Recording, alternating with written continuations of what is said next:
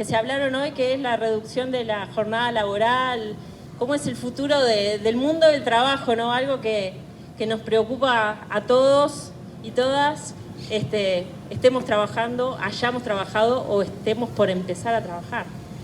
Y bueno, y es muy interesante eso.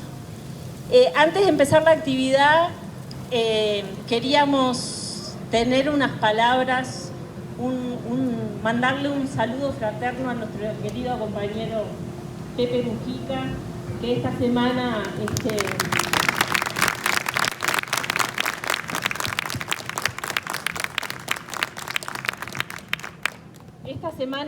más allá de darnos una noticia que nos conmovió a todos, nos brindó sus palabras de esperanza, sus palabras de ir hacia adelante.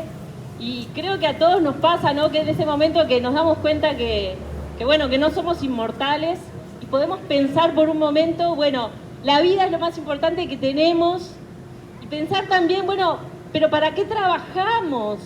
¿Cuándo trabajamos? ¿Cuánto le dedicamos al trabajo? Si lo más importante es la vida, ¿no?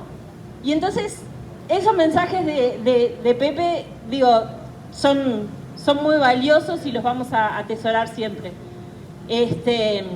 Y bueno, hoy tenemos dos compañeros que vienen a hablar sobre el tema que les propusimos.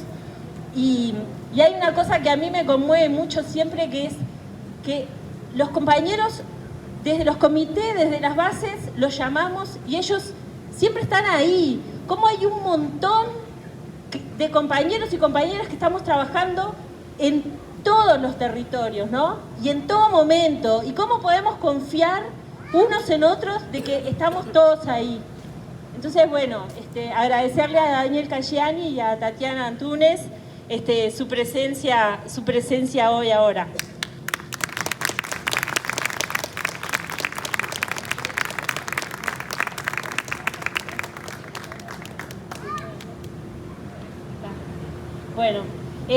Entonces invitamos a Daniel a acercarse, si quiere, si no quiere, ¿no? Y el que quiera empezar, no, si quiere empezar Tatiana. Los dos juntos, mejor, mucho mejor. Daniel Casciani, más o menos conocemos, es senador, y Tatiana es militante sindical y política. Ella es educadora social y como verán, son del FAJ joven. Así que, estamos con ellos. Bueno, compañeros y compañeras, la verdad que es un gusto siempre estar en este comité en particular, que es en el que estoy afiliada desde muy chiquita. Ahora tengo 39 años y desde la primera vez que me pude afiliar al Frente Amplio, me afilié a este comité, participo de actividades eventuales porque la militancia sindical a veces nos lleva por otros caminos, pero mi corazón está acá, así que también es una alegría poder estar en este comité base. Vamos a hablar hoy, que es un 1 de mayo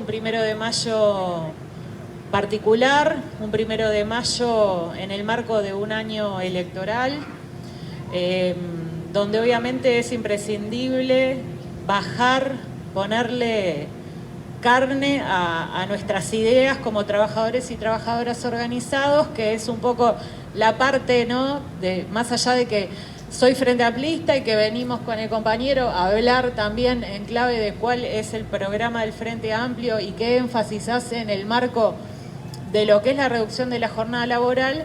Decir que la reducción de la jornada laboral no es un tema nuevo, o sea, estar conmemorando el 1 de mayo tiene que ver, entre otras cosas, con la lucha de los trabajadores por la reducción de la jornada laboral.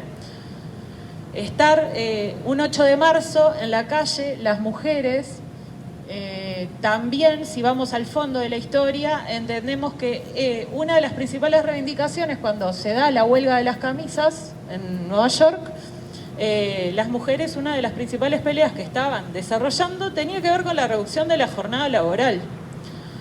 Luego acá en nuestro país, en el año 1911, pero ya desde antes se habían presentado iniciativas para la reducción de la jornada laboral, porque las jornadas laborales tenían una carga enorme de entre 14, 15, 13, 12 y hasta 16 horas de las jornadas laborales eran eso.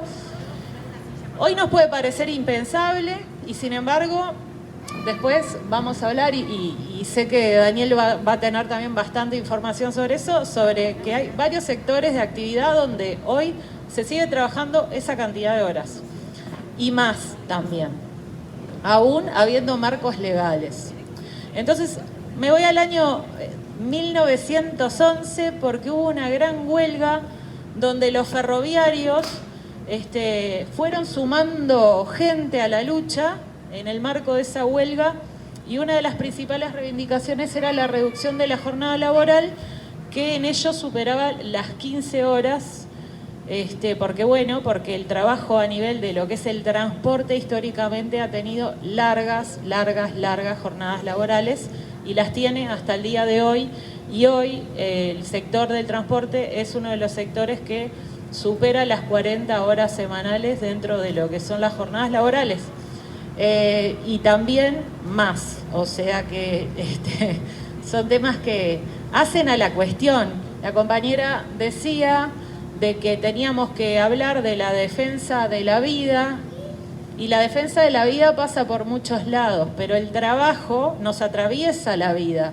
Por lo tanto, si no hablamos de esto en el marco de lo que nos atraviesa la vida, que es, entre otras cosas, el trabajo, no vamos a estar poniendo el énfasis haciendo los énfasis para efectivamente poder pensar en clave de defensa de vida sin tener en cuenta la dimensión del trabajo. Y esto trae consigo otros elementos, por ejemplo, el de la vida de las mujeres. Cuando hablamos de la jornada laboral, ¿qué otras cosas hacen a la jornada laboral que no están contempladas cuando nos vemos en las estadísticas, ¿no? Esto que hay una frase muy linda que dice que llaman amor, esto que le dicen amor es trabajo no pago, se traduce en que en Uruguay, por ejemplo, las mujeres trabajamos 10 horas más semanales en relación a los hombres, pero a su vez los hombres, en el marco de lo que son los trabajos remunerados, se encuentran en los sectores más pesados, ¿no? de lo que implica el trabajo en transporte, en la industria en general manufacturera, donde se trabaja más y por lo tanto también hay hombres, ¿no? Y esto tiene que ver también con nuestra perspectiva de género, si lo pensamos también atravesado por una perspectiva de género, que trabajan más y se deterioran, su salud se deteriora más. Y para que esos hombres puedan trabajar más, atrás de eso seguramente haya mujeres, muchas, todas nosotras, sosteniendo también esa vida. Entonces la dimensión de género es una dimensión que tampoco puede quedar aparte a la hora de pensar este tema. Tampoco podemos dejar aparte la dimensión de lo que es el impacto de las nuevas tecnologías, porque parece que llegan las nuevas tecnologías y que los robots van a sustituir a las personas. Y en realidad eso por ahora no estaría pasando, por lo menos en Uruguay, de una forma tan acelerada. No es algo que debemos descuidar, tenemos que tener la mirada puesta ya en esto, pero lo real es que no necesariamente la incorporación de nueva tecnología debería redundar en que la gente se quede sin trabajo. O algunos minimalistas en relación a estos temas hablan del fin del trabajo, ¿no? Estamos muy lejos de eso, de hecho no adherimos a esos planteos, pero además es una dimensión que también hay que ponerla sobre la mesa. O sea que todo esto que hoy, como ayer, lo discutíamos, en otros momentos implicó que la gente dejó la vida peleando por la reducción de la jornada laboral.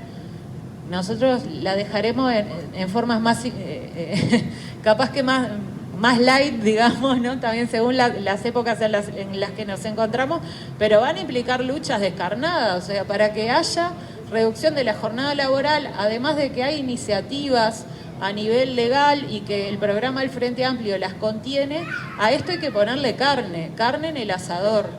Entonces, si nosotros y nosotras no damos una discusión profunda sobre este tema, incorporando todas estas dimensiones de las que venimos hablando, del cambio tecnológico, de la perspectiva de género, de cuáles son aquellos sectores que se ven más afectados por el aumento o la sobrecarga en relación a lo que son los horarios de trabajo. Acá en Uruguay los sectores que más... les quiero pasar un dato que me parece que es importante que lo sepan, que hay 700.000 personas que son empleadas, ¿no? Ocupadas, que están ocupadas, o sea que son el 41% de las personas ocupadas de este país, que son 1.600.000 más o menos, 1.700.000 se encuentran trabajando más de 40 horas semanales.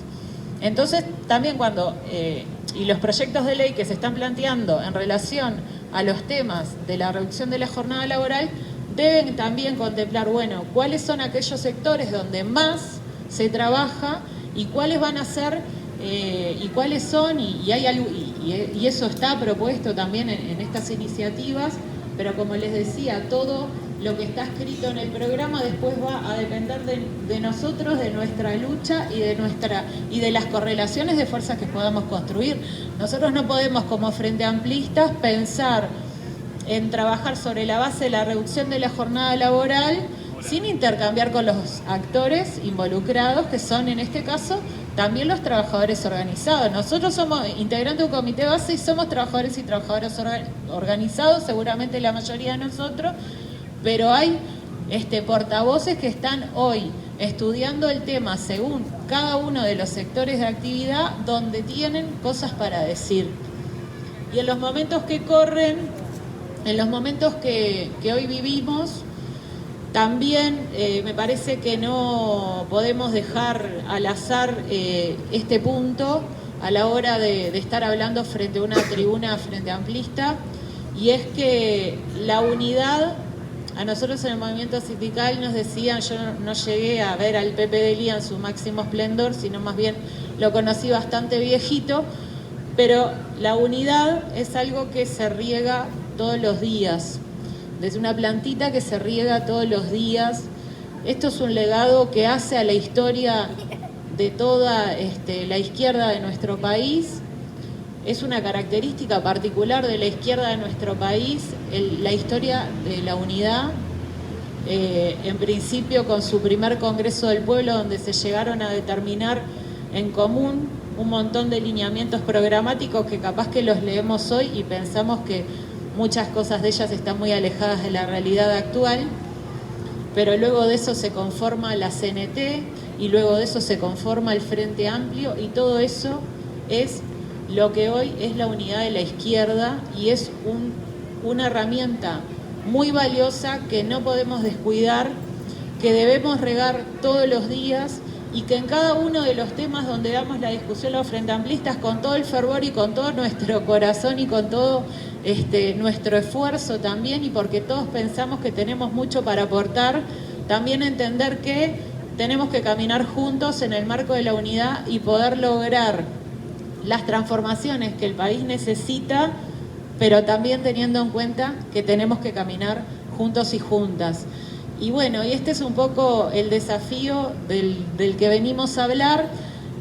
Cuando hablamos de la reducción de la jornada laboral, hablamos de temas que uno puede pasar, hablar de números macro, hablar de los sectores de actividad que más laburan, los que laburan más de 40, más de 48 horas, de la cantidad de accidentes laborales que tienen, de las enfermedades profesionales que tienen, que no se terminan de curar nunca, porque por ejemplo, los esfuerzos repetitivos, cuando alguien trabaja, voy a llevarlo a algo muy simple que seguramente muchos de ustedes lo hacen, frente a una computadora y están escribiendo 6 horas, 8 horas frente a una computadora, eso en algún momento les va a empezar a generar dolores en las articulaciones y en las manos, y eso se llama tendinitis, y es una enfermedad profesional que está contemplada dentro de las enfermedades profesionales que hacen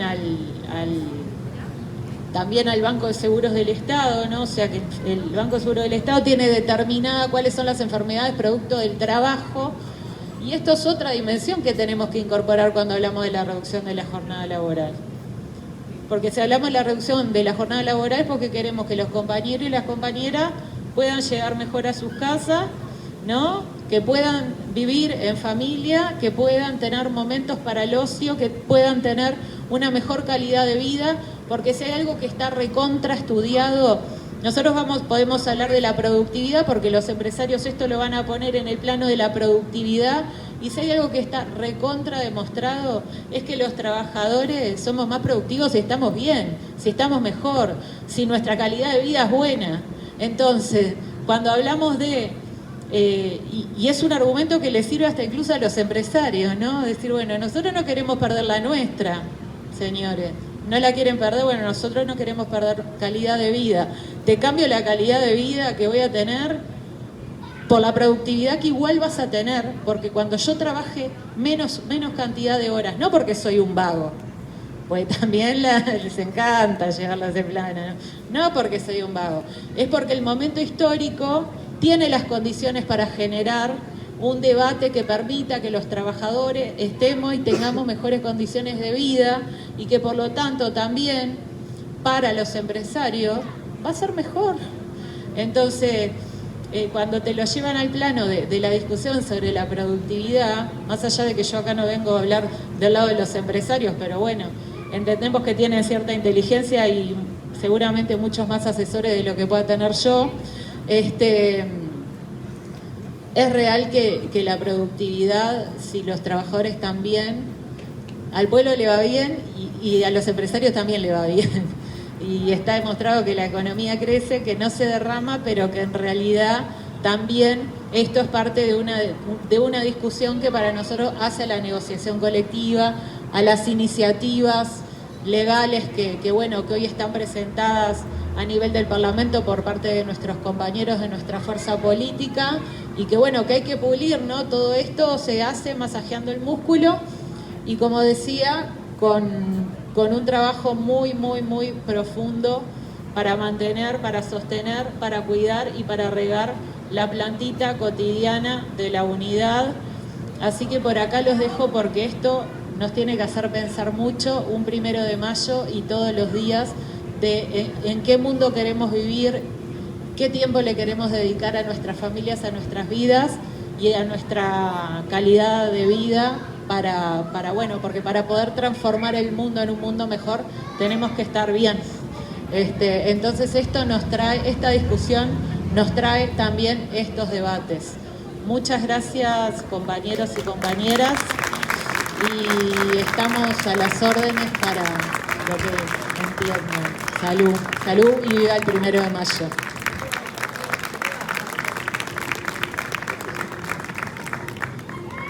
Bueno, buenas tardes a todos y a todas. Gracias por la invitación. Primero que nada, saludar a las autoridades, son todas mujeres, así que del comité, bienvenido sea. A la presidenta, a la secretaria de organización, a Cristina Fink. Permítame saludar especialmente a alguien que es como una compañera muy referente en muchos temas. Anda el Fede por ahí, Vicky.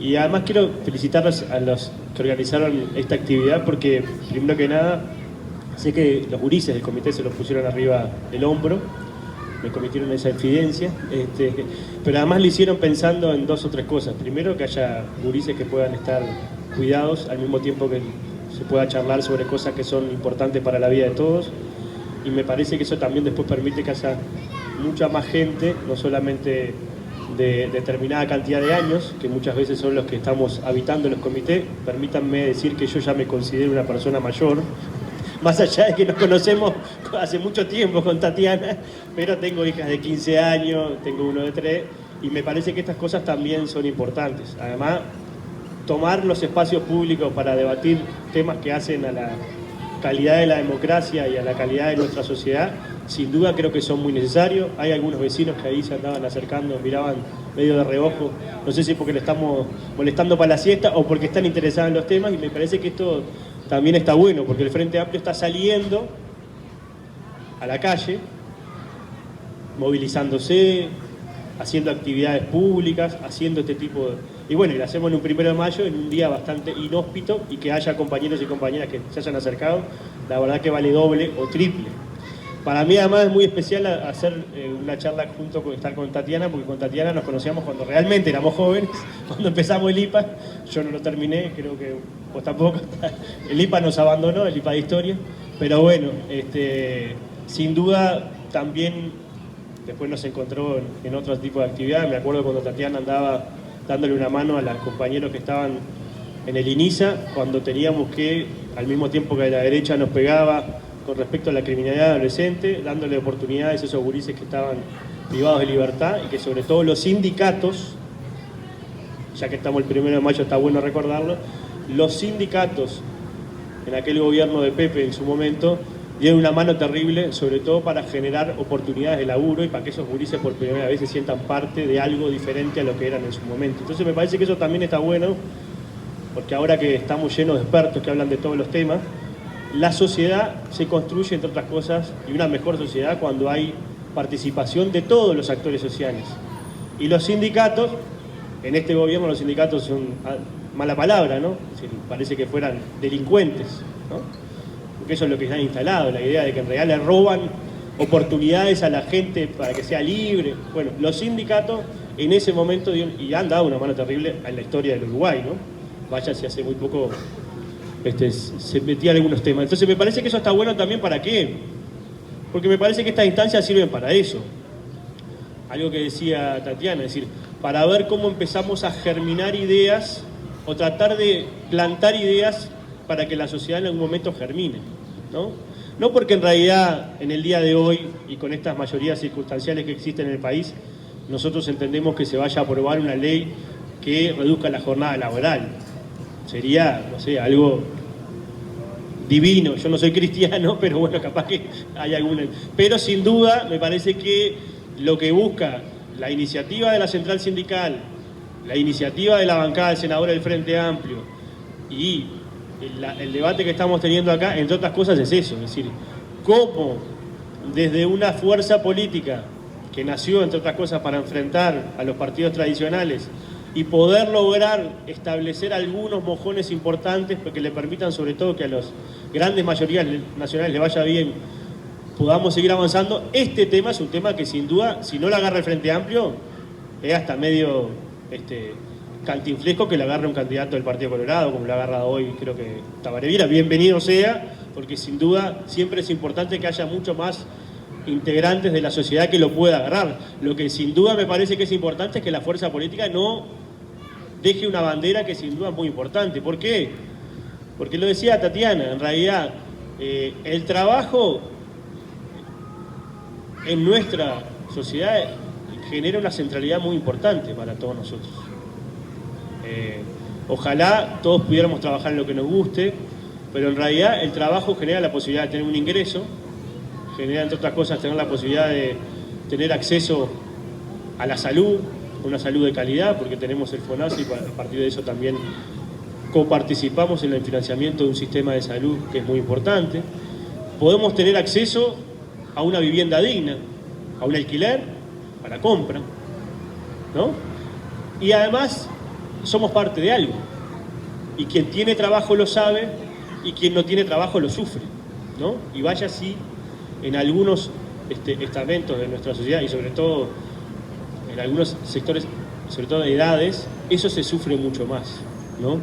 Y muchas veces terminar el ciclo activo laboral que uno desarrolla durante toda la vida, eso también termina generando un hueco que muchas veces la sociedad no logramos tampoco ver cómo lo podemos engarzar en el desarrollo de la sociedad. Entonces, sin duda es muy importante. Y una condición del trabajo muy importante es sin duda la cantidad de horas que le dedicamos.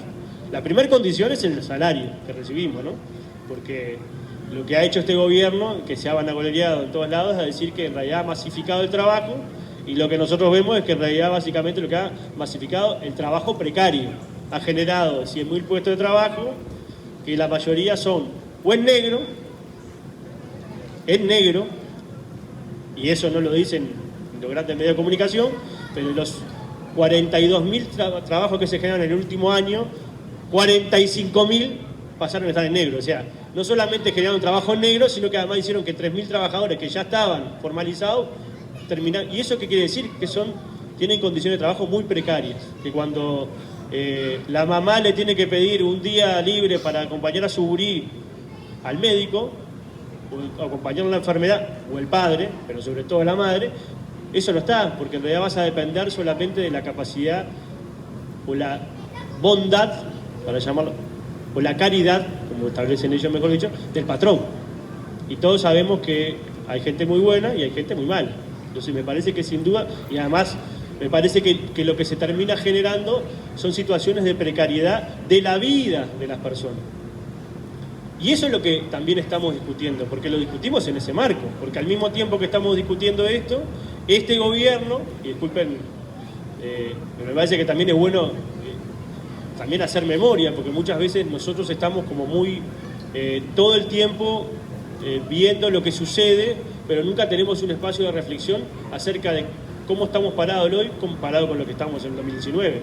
Ni que hablar que el Uruguay es mucho más desigual que hace 4 años atrás, ¿no? El cartelito le dice, la desigualdad no se puede ocultar. En realidad, si vos ves, la economía creció 4% y hay 50.000 personas más pobres. O sea, hay 360.000 personas que son pobres en nuestro país y la mayoría tienen rostro de niño y de mujer y sobre todo de jefa de hogar. Y al mismo tiempo, todo esto se hizo con un proceso de flexibilización laboral a la uruguaya. Porque lo que se dijo fue, no vamos a flexibilizar el trabajo. Lo que vamos a hacer es que la relación entre el trabajo y el capital sea más igualitaria, cuando en realidad ya sabemos, toda la doctrina del derecho te dice que en realidad justamente es una relación desigual y lo que viene a hacer el Estado es tratar de igualarla. Lo que nosotros hicimos en nuestro gobierno fue tratar, entre otras cosas, que existan los consejos de salario, que hasta el 2005 no existían.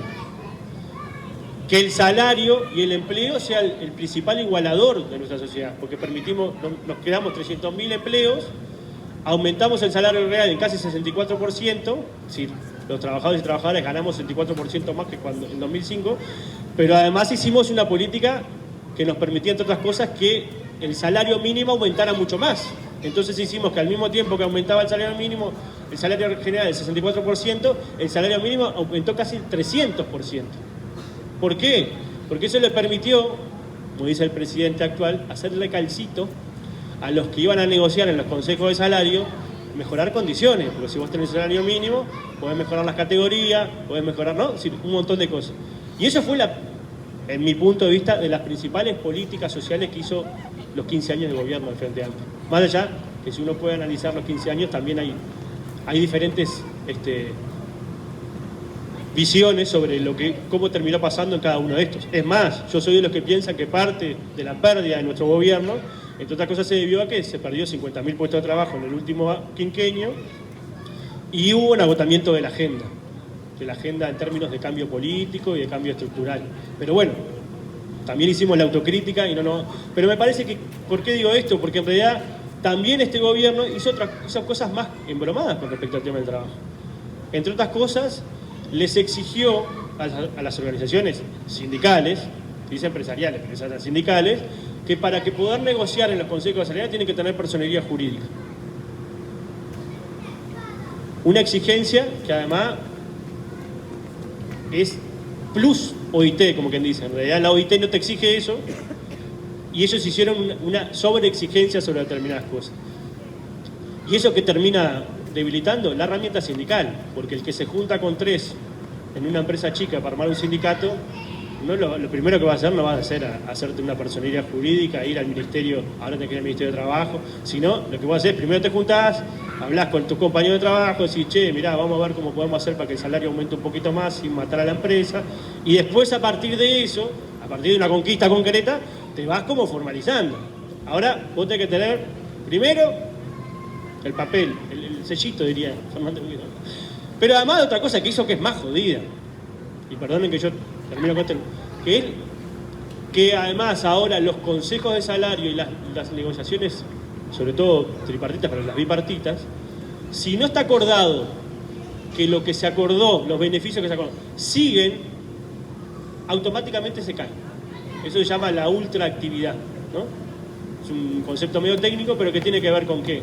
Con que en realidad, si vos negociaste, yo qué sé, que en tu empresa, además de tu salario, además de que de repente puedas tener determinada cantidad de días libres porque estaba enfermo tu gurí, tengas el uniforme, si en el próximo ronda de negociación colectiva no está incluido, eso lo perdés.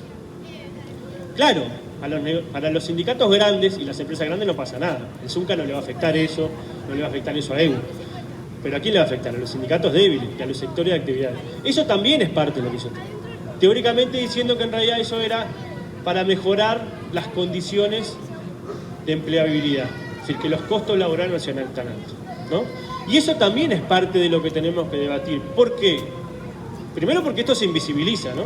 Yo no soy de los que piensan que el mundo solo avanza si regulamos y existen los mejores sindicatos del mundo. Tiene que haber un conjunto de cosas. Pero los sindicatos, vaya si son importantes, sobre todo para redistribuir parte de la riqueza que se genera en nuestro país. Si no, no existían los sindicatos, ¿no?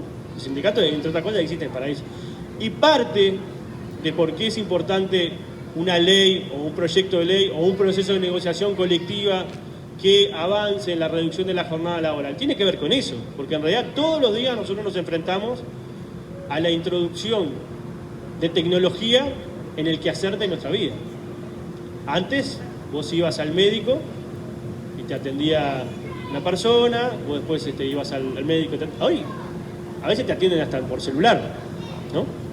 Que implica otras cosas, ¿no? La deshumanización de la, ¿no? Un montón de cosas más, pero sin duda todo eso ha cambiado parte de la dinámica productiva de nuestro país.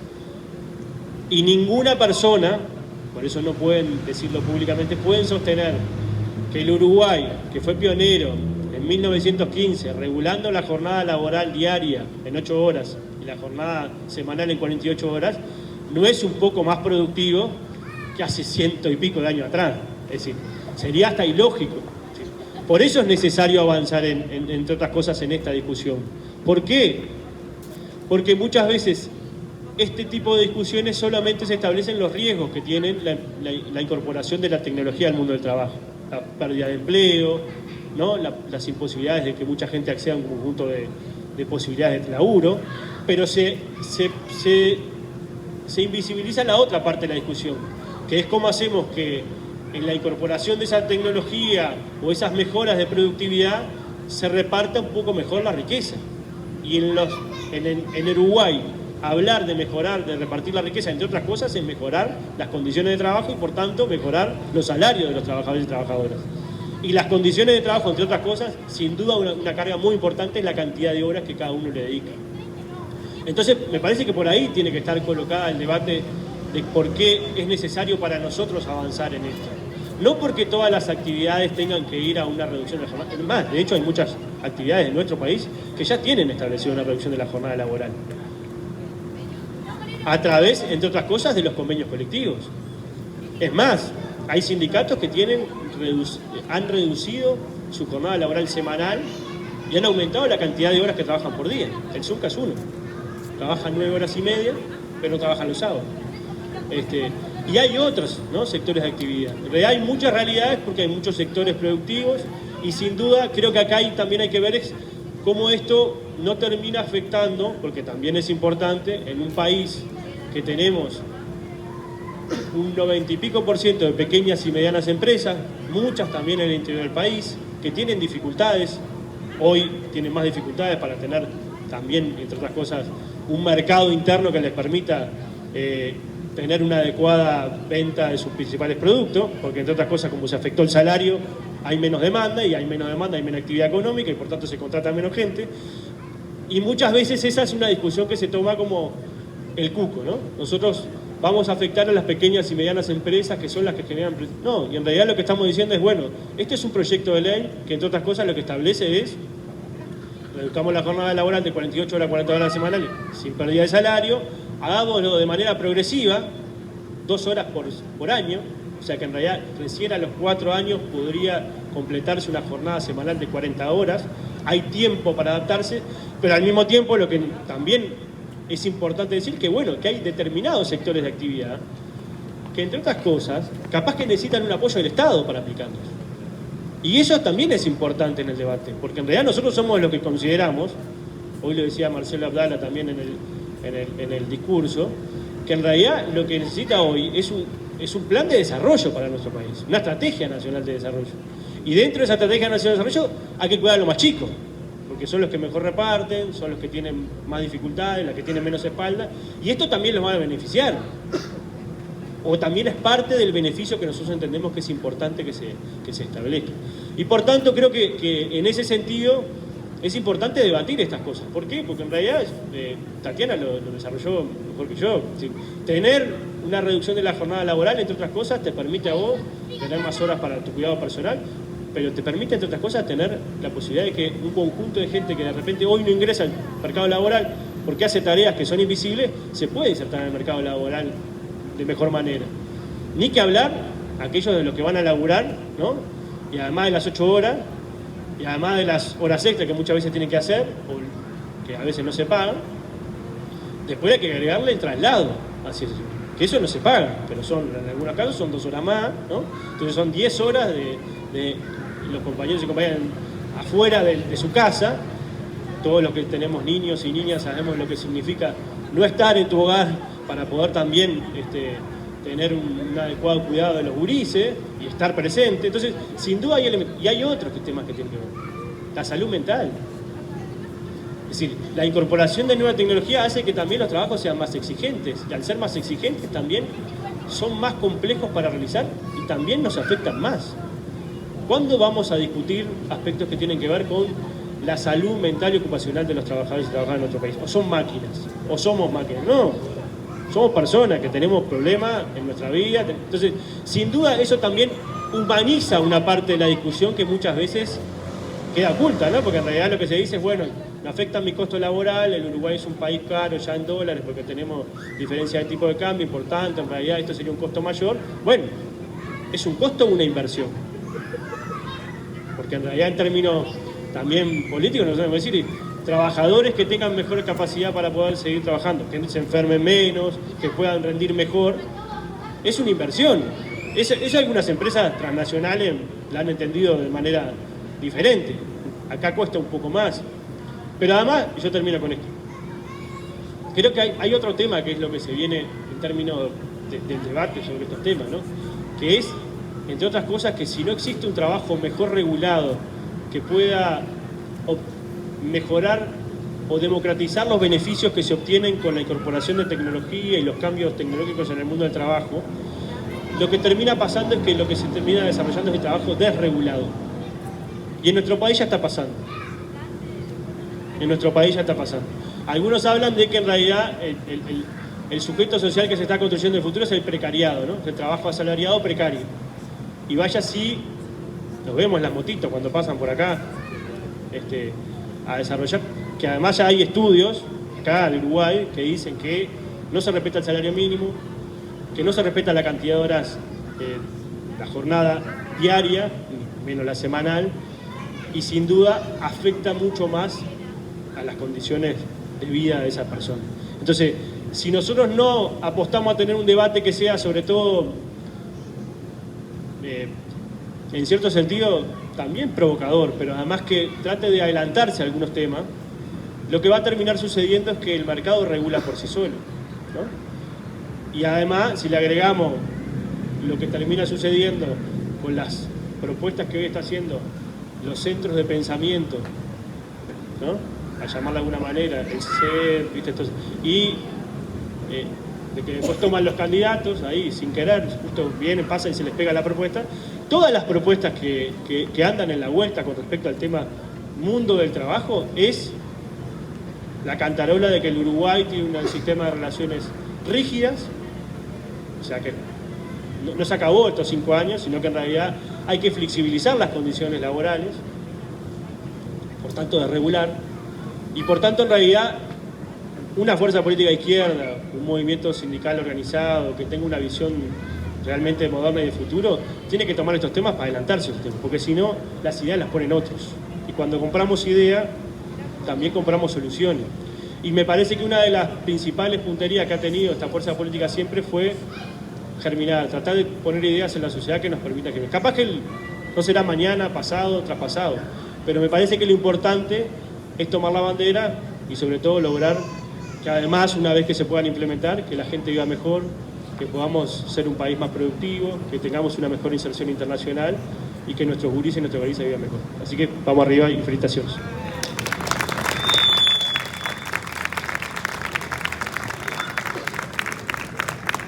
Bueno, muchas gracias por la claridad de las respuestas. Y ahora esperamos alguna pregunta, alguien que quiera consultarles algo que... Sí, Alicia. No, pero llega. Dale. No pude estar todo el tiempo porque tuve que ir hasta mi casa y volver, pero una cosa que siempre me pareció muy relacionada con el horario de trabajo es la baja natalidad y el problema de que el sistema de cuidados no está bien abusado. Yo conozco parejas jóvenes que se deciden tener hijos y que si los abuelos no pueden cuidarlos, no los tienen, porque no saben qué hacer después con los hijos, porque los salarios son bajos y tienen que trabajar para mantener. Eso me parece, no sé si se habló de ese tema, pero a mí me parece fundamental que mientras tampoco haya un sistema de cuidados como hay en los países desarrollados, con jornadas laborales menores, el problema de la natalidad también vamos a seguirlo teniendo. Gracias, Alicia.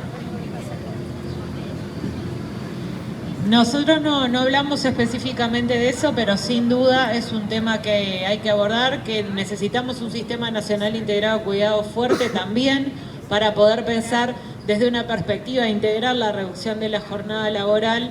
Es real que hay una baja natalidad, no solo en Uruguay, sino a nivel del mundo. Acá hemos tenido que escuchar bastantes dinosaurios que hacen de políticos que le otorgan a la baja natalidad la responsabilidad, la legalización del aborto, cuestión que es un divague, pero que también es interesante traerlo, porque cuando decimos que, y lo hemos dicho desde que estamos haciendo campaña, lo venimos diciendo, cuando vienen por todo es porque vienen por todo.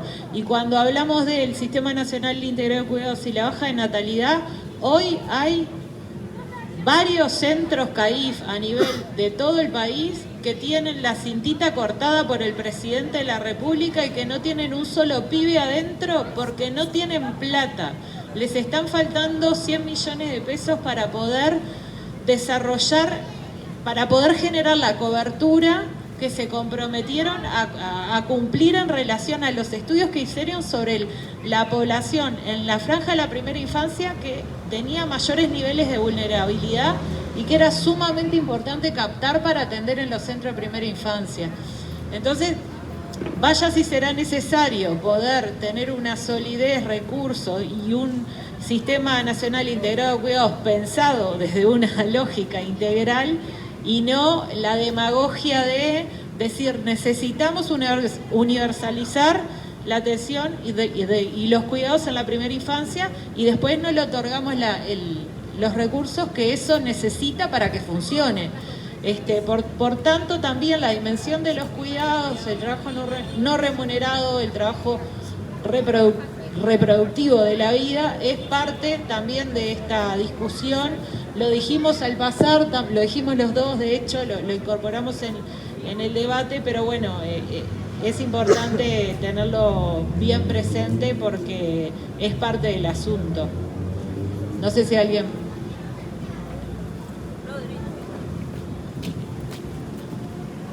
En primer lugar, muchas gracias a los dos por venir, muy interesante todo lo que dijeron. Me quedé pensando en una cosa que dijo Daniel cuando arrancó, que él comentaba que cuando se aprobó la ley en 1915, fue una ley avanzada en esa época, como con tantas otras cosas en lo laboral, sobre todo Uruguay ha marcado la pauta a nivel regional y bueno. Entonces, lo que quería preguntarles a los dos era un poco cómo estamos parados en la comparativa con lo que han avanzado otros países, sobre todo me interesa en Latinoamérica, si lo quieren hacer extensivo al resto del mundo también, y si Uruguay un poco ha dejado de estar en esa posición de vanguardia a nivel de legislación laboral.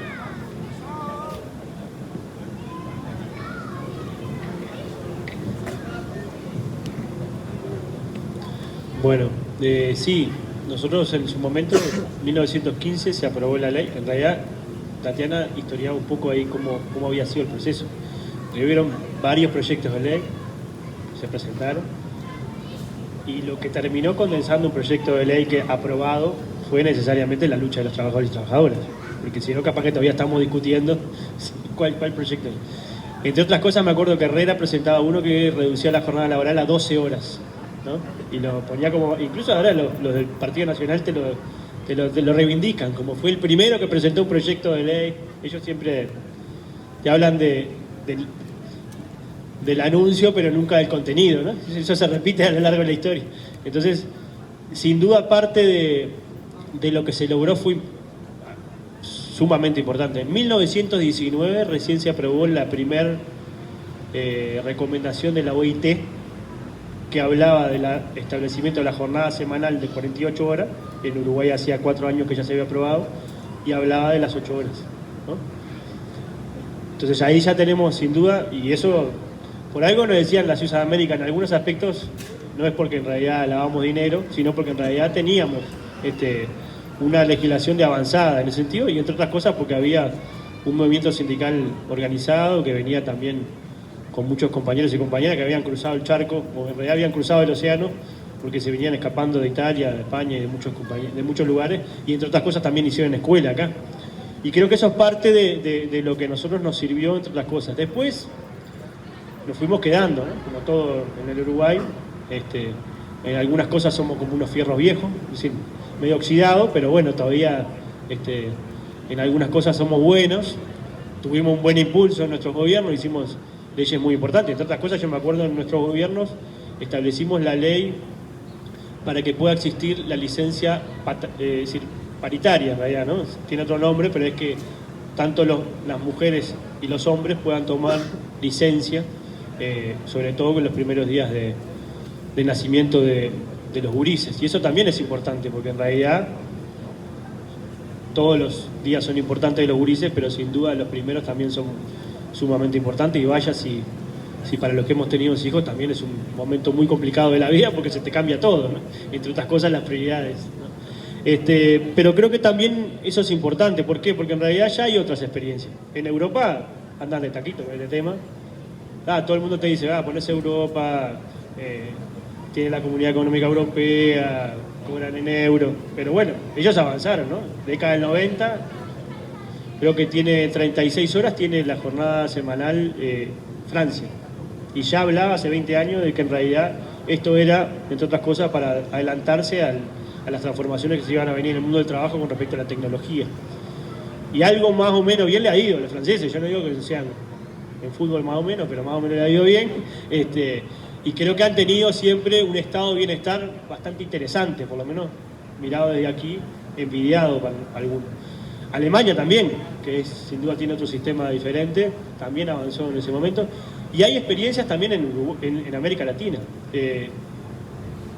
Y eso es lo que a veces uno te llama la atención cuando terminan discutiendo cosas que son la Colombia de Duque, no la de Petro, la de Duque, con el Congreso, senadores y diputados de gran mayoría de derecha, aprobó una ley que, entre otras cosas, establece la reducción de la jornada laboral de 48 a 42 horas. Ahora están en el proceso de implementación, es progresivo. Son 2 horas más, pero bueno, se aprobó en un gobierno que debe ser de los más de derecha, si querés poner un término de 1 a 10, es como del 12 en términos de derecha, y aprobó. En Ecuador también han hecho una experiencia interesante.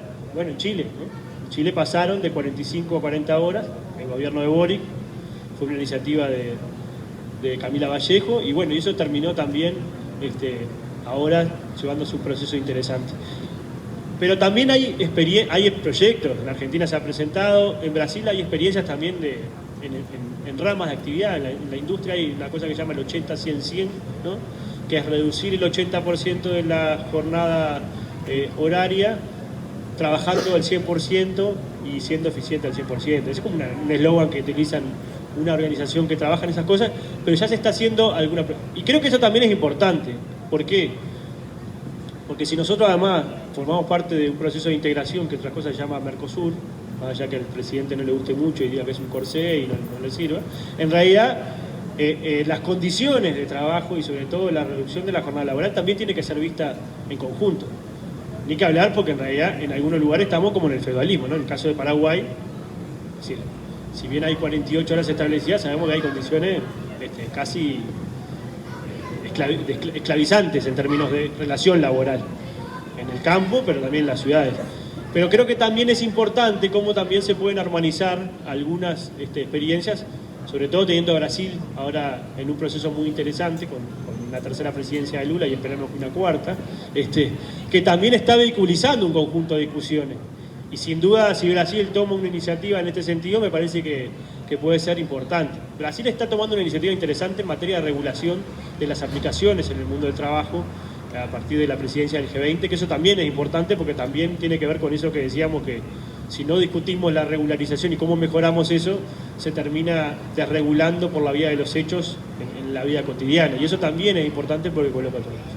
Después la compañía hablaba sobre el tema de la natalidad, la baja natalidad. Yo creo que sí, que ahí hay...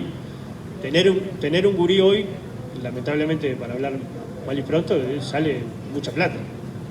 Y el sistema de cuidado, salvo que tengas una red muy importante de familias que te dé una mano, es complejo. Y ahí, sin duda, hay una falta de Estado presente. A eso cuando nosotros discutíamos en la lección pasada acerca de que las políticas públicas que habíamos desarrollado era una forma de...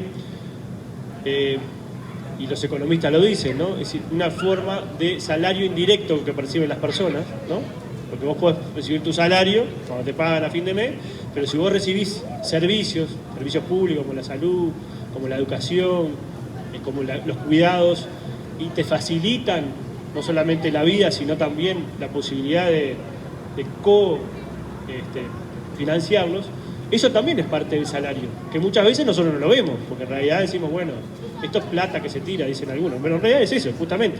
¿Cómo tenemos que avanzar? Y bueno, tenemos que lograr que en realidad la decisión de tener o no hijos, que tiene muchas más que ver con cómo uno proyecta su vida, por suerte hoy los gurises estudian mucho más y de repente retrasan parte de la sociedad, porque también es otra discusión, ¿no? Es decir, la discusión de que en realidad la natalidad es baja en términos generales, pero es baja en un sector etario y socioeconómico. En otro es más alta. Entonces también en el promedio ese terminamos invisibilizando otra situación, que es la que tiene, que decía Tania, la que tiene más carencias, ¿no? Y cómo ahí hay una falta del Estado en términos de plan CAIF, de jardines, ¿no?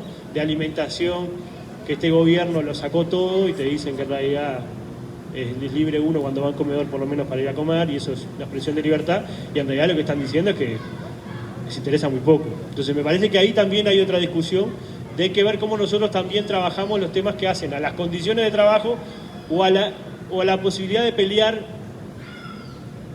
recibir mejor salario indirecto, para llamarlo en términos económicos de manera diferente, porque si no muchas veces también se torce.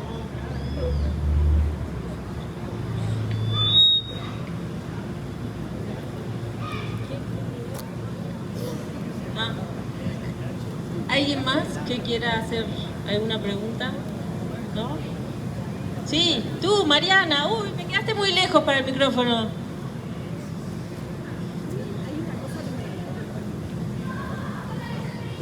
Más que pregunta, es una reflexión que me hace como un ruido, en el sentido de que hay determinadas trabajos que hoy en día tienen una jornada reducida, como por ejemplo son los funcionarios de la salud.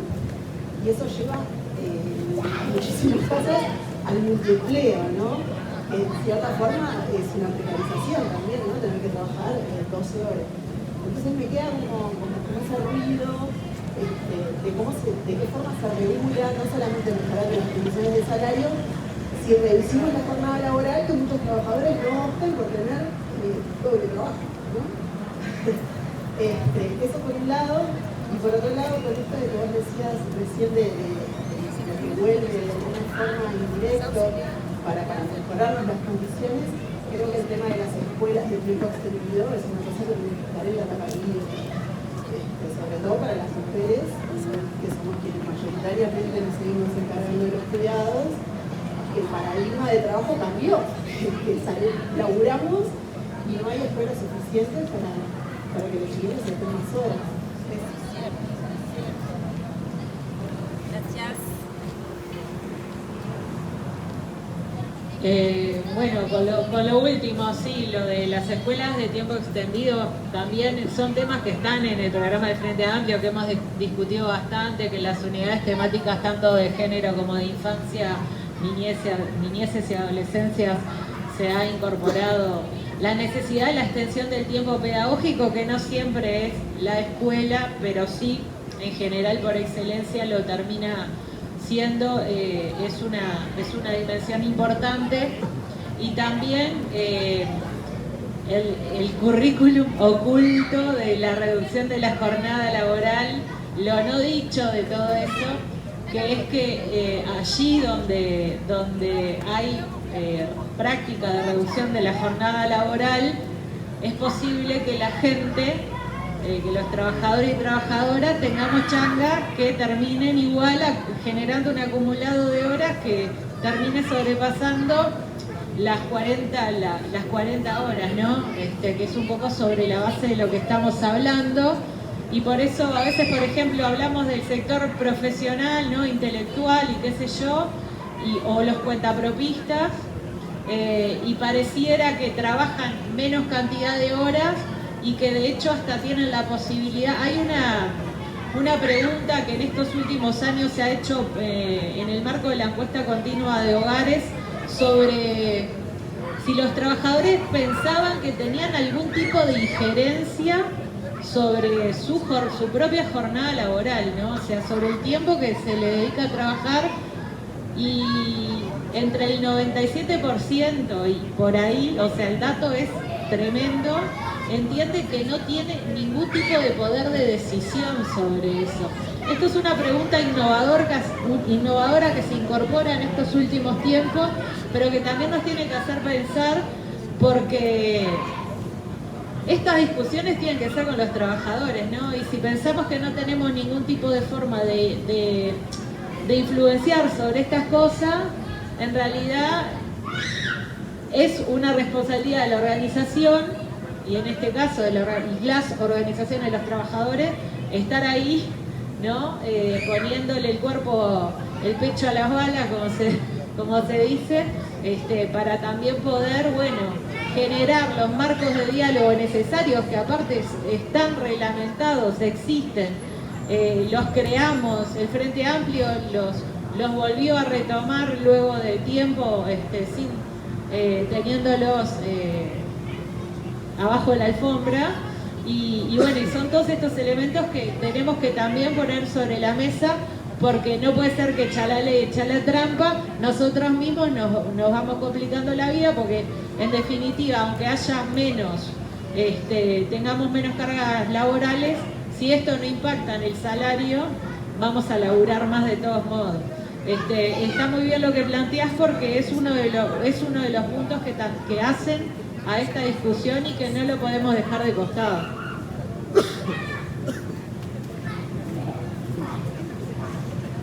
Bien. Sí. Acercate. Buenas tardes. Yo quería plantearle a ustedes, que son los que mueven las cosas, por ejemplo, nosotros somos una familia, una pareja, 25 años hace que estamos juntos, tenemos 3 hijos. En el punto de vista del alquiler, hace 24 años que alquilamos, nunca tenemos un peso, tenemos 3 hijos. Entonces,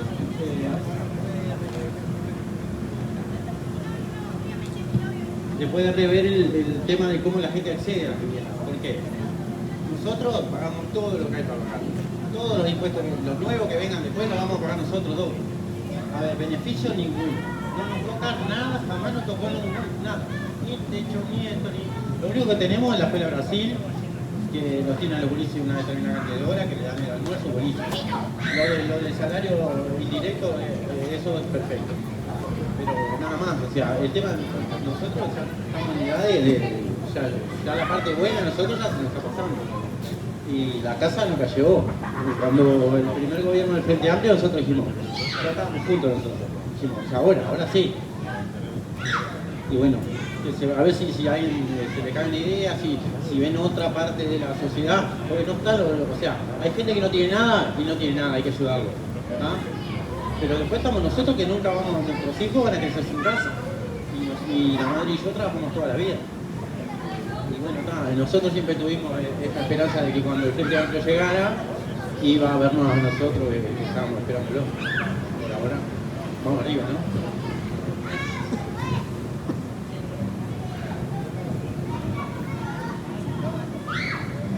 Bueno, a ver, sí, compañero, primero felicitaciones porque 25 años de vida juntos ya. No, y es un tema que es verdad, que te lo plantean en muchos lugares, que es bueno, nosotros hemos hecho un conjunto de políticas que han focalizado parte de la atención, sobre todo para la gente que cuando se le llueve la casa se inunda, o que gurises que nacen y viven en una pieza toda la familia, ¿no? Y esa es la primera contención que nosotros siempre apostamos y que de la izquierda me parece que está bueno siempre ponerle el cuerpo en ese sentido, porque este gobierno se ha vanagloriado a decir que iba a hacer el asentamiento cero y lo que ha hecho cero de inversión en asentamiento, básicamente. Pero es verdad que también al mismo tiempo nosotros hicimos algunas políticas importantes. El desarrollo del movimiento cooperativo de vivienda ha sido muy importante. Vos vas por cualquier parte del interior del país y hay un conjunto de vivienda, sobre todo ayuda mutua, que es lo que le ha permitido a mucha gente que no tiene capacidad de ahorro, porque si no, si vos tenés capacidad de ahorro, vas al banco, pedís un crédito y más o menos te lo dan. Pero lo que nos pasa al conjunto de la gente en general es que uno dedica parte de su salario básicamente a la alimentación, a cuidar a los pichones y después, si puede, en algunas cosas más de esparcimiento, culturales, que también es importante. Y después también lo que nos pasó muchas veces es que en realidad nosotros hicimos un plan de vivienda promovido, que entre otras cosas trataba de apuntar a por lo menos abaratar el costo de construcción. Yo no soy entendido, acá estaba Cristina Fin, que es la que más sabe de estos temas, yo no, pero ella jamás estuvo en la agencia. Pero muchas veces eso se nos terminó quedando en un conjunto de familias que tienen determinado ingreso y que están por encima de lo que vos planteás. Es decir, hicimos para abajo y terminamos haciendo por arriba y nos quedó el medio ahí, en esa franja de atención, que es la más compleja. Yo creo que hay algunas iniciativas ahora que se están pensando que pueden ser interesantes. El otro día alguna compañera hablaba sobre el proceso y el modelo de vivienda que existe en Viena, ¿no?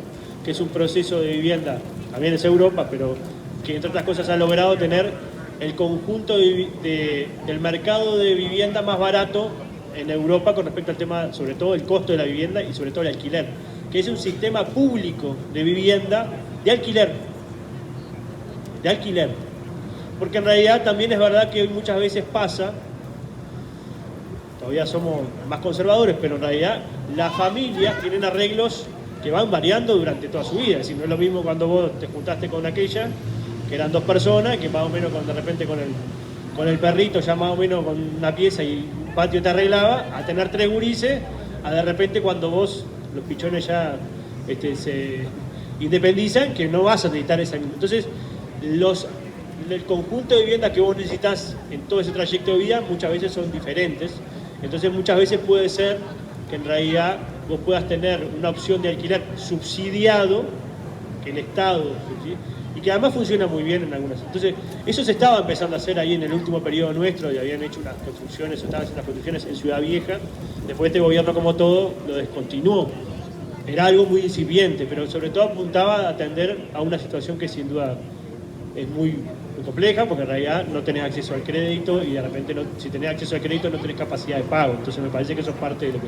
Pero bueno, ahí es parte de lo que nosotros tenemos que también poner arriba de la mesa en términos de debate sobre cómo nosotros hacemos para construir un sistema que entre otras cosas le permite a ese conjunto de compañeros y compañeras que aportan, ¿no? Que aportan con su trabajo, que aportan con sus impuestos, que aportan con su dedicación, pero que muchas veces no terminan accediendo. Ahí la principal política es la mejora salarial, porque en realidad, en la medida que uno tiene una mejora salarial, a veces puede tener mejor acceso a un alquiler de una vivienda mejor, o bueno, puede también después ir teniendo ahorros. Y eso es parte de lo que la fuerza política se compromete a tratar de hacer, ¿sí?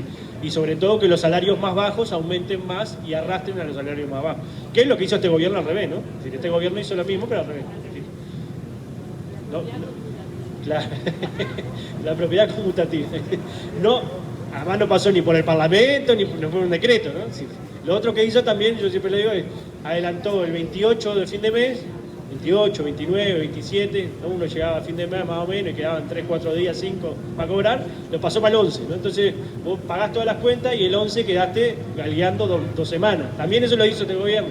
Por supuesto que no hizo ninguna conferencia de prensa para decir lo que iba a hacer, pero son parte de las cosas que nosotros tenemos que ver. ¿Cómo nosotros hacemos para construir para determinado sector social que también necesita una mirada, atendiendo la emergencia?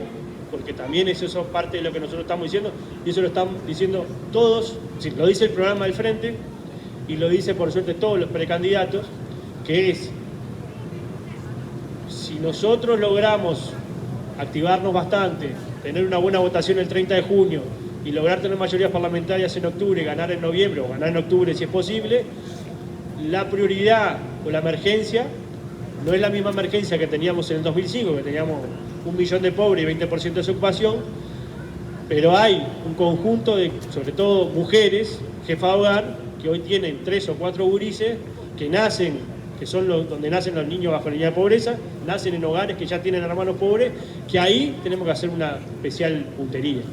Y ahí también hay recursos para sacar de algún lado. El otro día se hablaba de cuánto gastamos en materia de gasto para tratar de beneficiar a la inversión privada, sobre todo también transnacional, para que se instaure en nuestro país. Yo creo que esa ha sido una política exitosa, pero creo que también es verdad que podemos de repente en momentos complicados decir, bueno, capaz que no incentivemos tanto algunas empresas que no necesitan tanto. Pedido Ya fue una de las beneficiarias y después echó a 250 trabajadores, justo todos los que estaban sindicalizados además, ¿viste? Todos los que estaban sindicalizados, y cuando iban a armar el sindicato con los repartidores, los echaban a todos. Bueno, esos son uno de los beneficiarios de parte de esa política para justamente atender esta situación. Y que además esos recursos nos permitan también colocar recursos en otros sectores medios que de repente hoy no han accedido. Y eso también es importante porque en realidad es parte de lo que nosotros tenemos que ir también viendo, porque en realidad el Uruguay es un país que tiene una clase media muy pujante, pero cada vez más las sociedades terminan teniendo, por un lado, sectores muy multimillonarios. En Uruguay todo el mundo dice que no hay multimillonarios, pero los hay. Si no, vayan a Punta del Este, acá a Carrasco, ahí viven muy bien y tienen muchos recursos. Pero también cada vez hay sociedades que son más pobres y son más precarias, entonces también hay que ver cómo nosotros podemos apuntar un poquito ahí. Pero bueno, ese ha sido sin duda un hueco que hemos tenido como política en ese sector de actividad y que sin duda también hay que agarrar el guante, ¿no? Como el plantea el compañero. Bueno, muchas gracias. Agradecemos a los compañeros. Y bueno, los invitamos a venir siempre que quieran, que tenemos un comité de puertas abiertas para todos. Ahora nos acompaña Javier Luzardo. Decime que algo del micrófono vamos a contar. Y bueno, quédense que el chocolate ya está casi a punto. Tenemos Feria Americana y bueno, muchas gracias a todos por venir y sigan viniendo, que estamos acá.